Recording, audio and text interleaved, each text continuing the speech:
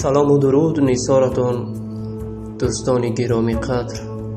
سعادت روزگار نصیب یکایک شما.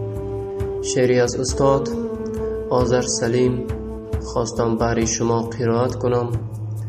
بنده هلالی ثور هستم. شور ما را در سخن از بوسه جانان است. شور ما را در سخن از بوسه جانان است. فطرت و ادراک و استعداد یک افسانه است. صفحه را از خون چندین فکر رنگین کردم. هر کجای مصرع دارم شهادت خانه است. چشم را پوشی اگر می جوشد از جای دیگر. پای استعداد ما بیرون ز هر زولانه است.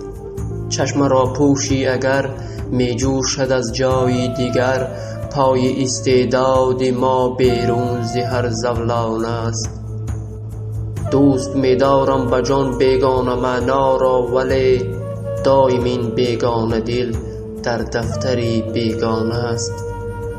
گر دلی ملت بود شاعر جنون و عشق بس، عاقلی از دل نمی آید که دل دیوانه است.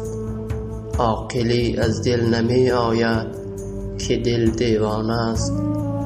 شور ما را در سخن از بوسه جانان است. از بوسه جانان است.